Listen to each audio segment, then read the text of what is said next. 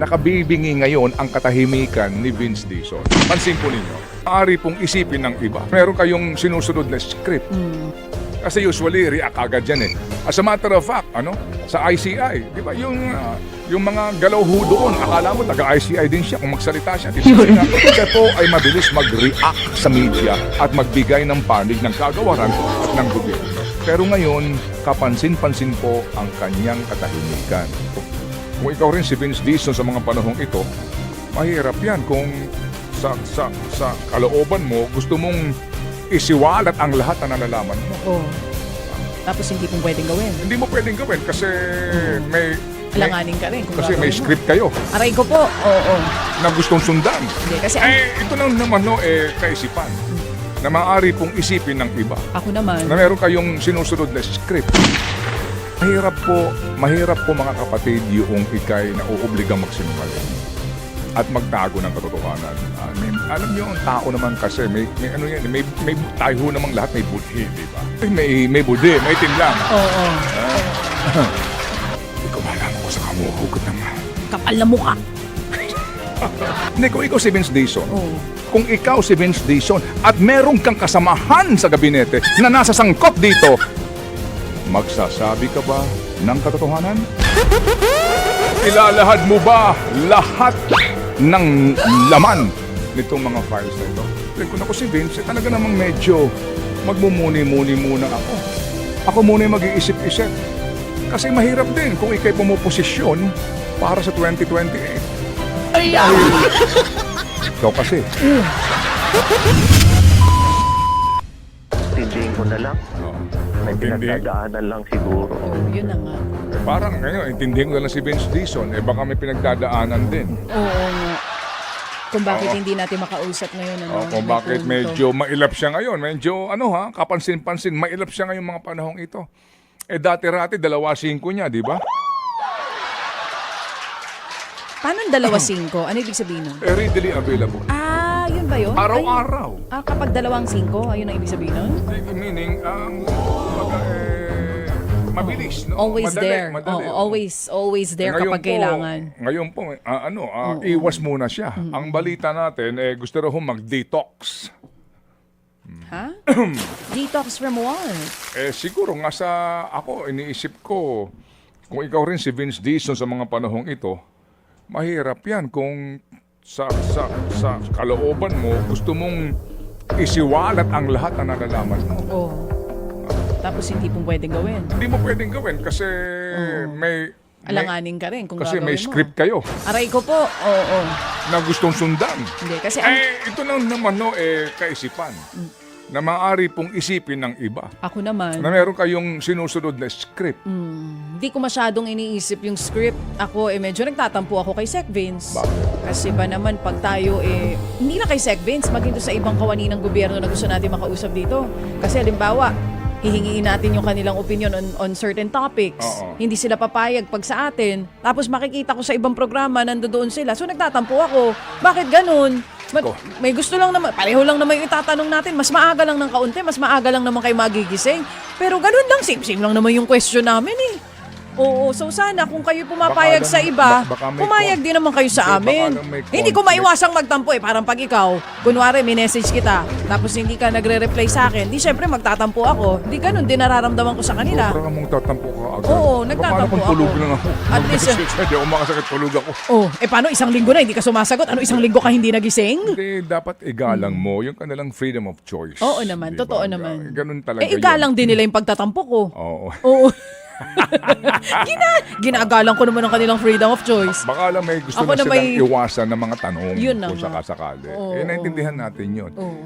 Mahirap po mga kapatid yung ikay na uubligang magsinungaling at magtago ng katotohanan. Alam niyo, ang tao naman kasi may tayo namang lahat may budhi, di ba? Kaya nga sa drama, laging ganyan ang mga dialogue Wala kang budhi! Diba? Sa mga drama, right? Yung mga nag-aaway. Oo. Tagal ko na. Wala kang konsensya. Hindi ko malaman kung sa kamuhugot ng... Kapal na mukha. Kapag ka naman... Hindi kapal kasi- ng mukha naman kaagad ikaw Hindi, eh. kasi ganun ang mga linyahan sa teleserye. O, di ba? Ang kapal ng mukha mo. Paano mo talaga ang gawin sa akin? Lahat Wala kang naman budhi. binigay ko sa'yo ah. Wala kang budhi. Napakaitim ng budhi mo. At least may budhi, may itim lang. Oo. Ah. Di ba? Eh, mahirap. At saka, ang pinakamahirap din po naman sa panig po ng mga gumagawa ng panayam ay yung alam mo na yung kinakapanayam mo nagsisinungaling sa iyo. Hindi ba? Alam mo na may itinatago siya pero wala kang magagawa. Hanggang doon ka lang eh. Hindi ka pa pwedeng magalit, hindi mo pa pwedeng dikdikin ng dikdikin kasi nga hindi magiging maganda ang dating. Hindi po ba? Ganon din po naman yung binabalanse lang po natin ito. Oo. Pero alam mo, Igagalang natin kung ayaw nila o kaya naman sadya pong umiiwas sa mga direktang katanungan. Halimbawa, sample. ayan, okay. Sampulan mo, birahe. Kararating mo lang, Chacha, oh. Birahe. Para may baon ng mga nakikinig sa atin over the weekend. May baon na gigil. Hindi nila makalimutan. Pagbalik sa Lunes, gigil pa rin sila. Hindi ba? Oh. Mahirap nga para kay Sec Vince nga. Oo din. naman, naiintindihan natin si Sec Vince. But hindi Sec ko Vince, again, Kasi nga ito ho, nakailang interview na po si Leandro Leviste, yung kinatawan po ng unang distrito ng Batangas. At lagi niyang sinasabi, maganda tanungin niyo si Secretary Vince, maganda DPWH, sila ang dapat, bla bla bla bla bla bla. Tuloy-tuloy yun, consistent yun, pero nakabibingi ngayon ang katahimikan ni Vince Dizon. Pansin po ninyo. Kasi usually, react agad yan eh. Doon sa aligasyon na may mga USEC daw ho, na mga may link sa mga contractors, react ka agad. Doon po sa mga usapin po ng mga proyekto po na nadidiscover ngayon, na may mga problema po sa iba't ibang mga lugar, reaction ka agad. As a matter of fact, sa ICI, di ba, yung mga galaw ho doon, akala mo taga-ICI din siya kung magsalita siya, di ba? Kasi nga, siya po ay mabilis mag-react sa media at magbigay ng panig ng kagawaran at ng gobyerno. Pero ngayon, kapansin-pansin po ang kanyang katahimikan. Baka nga din po, holiday season o Pasko, at gusto niya ho namang magkaroon muna ng peace of mind, parang mali, no? Magkaroon ho muna ng parang pause. Kasi peace of mind, mahirap hanapin yun. Totoo yan. Lalo na kung marami kang alam. Lalo na, kung doon sa binabanggit na Cabral Files ay may totoo nga na mga cabinet secretary na kasama sa mga proponents. Laruhin ko lang, mga kapatid. Okay. Birahe. Ayoko na tuloy. Sige ayoko na, ituloy Hindi, mo. ayoko na. Laro, ayoko. ito naman, ayoko itatago na yung Hindi papel pa. niya. Hindi, I-share ayoko mo na. naman sa amin, nalalaman mo. Ayoko. Kakasabi mo lang eh. Ayoko Mahirap na. yung may Ayoko, alam tatampo na ka. ako. Ikaw naman. Ayoko na. Bakit? Sabi ko lang birahe. Nagtatampo na ako. Ba't ka naman nagtatampo sa akin? Parang lumalabas dito, uto-uto ako eh. Hindi yan totoo. Dito, ikaw lang uto-uto eh. Hindi. Ituloy mo yan. Mas okay tayong din. dalawa na, uto-uto. Oo, para mas cute. Birahe. Oh. Ha? Ano yung, share mo yung mga nalalaman mo naman. Oo. Meron ka bang alam na di namin alam? Ha? Hindi, again, mga kapatid, palagay ko dapat ho talaga dito maging matalino po tayo sa mga pangyayaring ito eh. Una, asan na si Saldiño?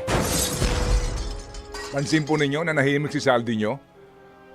Wala na siyang anuman pong installment doon sa kanyang vlog. At yan po ay sa gitna daw ho noong pagkakansila ng kanyang pasaporte at pagkakaroon daw po ng warrant of arrest daw. Pero ngayon, wala na po. Pati ho si Pangulong Junior, tahimik na rin kay Saldiño. Wala na po. Lahat sila tahimik na kay asan na si Saldiño? Maliban doon sa balita na naguhukay daw ng 5 palapag na basement. Napurnada nga yung paghuhukay. Nasa na siya? At saka yung sinasabi na may pakukulong, Oo. may makukulong bago magpasko Oo. at wala silang Merry Christmas. Parang hindi ho talaga nangyari yun. Obvious ba?